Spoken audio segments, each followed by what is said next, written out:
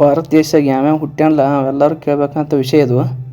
ಎಂದು ಅಲೆಕ್ಸಾಂಡರ್ ಕ್ರಿಸ್ತಪೂರ್ವ 326 ಸಿಂಧೂ ನದಿ ಮೂಲಕ ಭಾರತ ಮೇಲೆ ದಾಳಿ ಮಾಡ್ತಾನಲ್ಲ, ಅವನು ಏನು ಮಾಡ್ತಾನೆ, ಪೋರಸ್ ಅಥವಾ ಪುರುಷೋತ್ತಮ ಏನೈತಿ ನಮ್ಮ ಭಾರತ ದೇಶದ ರಾಜ ಯಶಸ್ವಿಯಾಗಿ ಎದುರಿಸ್ತಾನೆ. ಆದರೆ ಏನೈತಿ ಮುಂದಿನ ಅಲೆಕ್ಸಾಂಡ್ರನ ಭಾರತ ದೇಶ ಮೇಲೆ ಮುಂದೆ ದಾಳಿ ಮಾಡಬಹುದು ಅಂತ ಹೇಳಿ ಚಾಣಕ್ಯ ಏನು ಮಾಡ್ತಾನೋ, ಅವತ್ತು ಭಾರತದಾಗ ಮಗದ ದೊಡ್ಡ ಸಾಮ್ರಾಜ್ಯ ಏನೈತಿ ಆಳ್ತಿರ್ತೈತಿ. ಈ ಸಾಮ್ರಾಜ್ಯದ ಯಾವ ವಂಶಪ್ಪ ಅಂದ್ರೆ ನಂದ ವಂಶದ ಧನನಂದ ಆಳ್ತಿರ್ತಾನೆ. ಇವನ ಹತ್ರ ಚಾಣಕ್ಯನ ಇದ್ರ ಬಗ್ಗೆ ಹೇಳಕ್ಕೆ ಬಂದಾಗ ಏನು ಮಾಡ್ತಾನೆ, ಇವ ಚಾಣಕ್ಯನ ಅವಮಾನಿಸಿಬಿಡ್ತಾನೆ. ಚಾಣಕ್ಯದ ಸಿಟ್ಟನ್ನು ತಿಳ್ಕೊಂಡು ಏನು ಮಾಡ್ತಾನು, ಚಂದ್ರಗುಪ್ತ ಮೌರ್ಯನ ಒಬ್ಬ ರಾಜನ ಏನು ಮಾಡ್ತಾನೆ ಹುಟ್ಟಿಸ್ಕೀಸಿಂದ ಮೌರ್ಯದಂಥ ಒಂದು ದೊಡ್ಡ ಸಾಮ್ರಾಜ್ಯವನ್ನು ಏನು ಮಾಡ್ತಾನೆ ತಯಾರು ಮಾಡಿಬಿಡ್ತಾನೆ. ಆಗ ನೋಡು ಅಲೆಕ್ಸಾಂಡರ್ ಸತ್ತ ಮೇಲೆ ಏನೈತಿ, ಅವನು ಏನು ಈ ಭಾರತ ಪ್ರದೇಶವನ್ನು ಗೆದ್ದಿರ್ತಾನಲ್ಲ ಅಲೆಕ್ಸಾಂಡ್ರ, ಅದನ್ನು ಸೆಲ್ಯೂಕಸ್ ಎಂಬ ಸೇನಾಪತಿ ನೋಡ್ಕೊತಿರ್ತಾನೆ. ಅವ ಏನು ಮಾಡ್ತಾನೆ, ಚಂದ್ರಗುಪ್ತ ಮೌರ್ಯನ ದಾಳಿ ಮಾಡ್ತಾನೆ.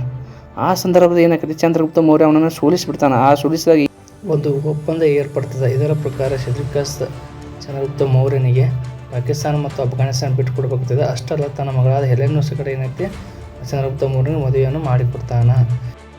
ಇದಕ್ಕೆ ಪ್ರತಿಯಾಗಿ ಚಂದ್ರಗುಪ್ತ ಮೌರ್ಯನು ಸೆಲ್ಯೂಕಸ್ನಿಗೆ 500 ಆನೆಗಳನ್ನು ಬಿಡುಗಡೆಯಾಗಿ ನೀಡುತ್ತಾನೆ.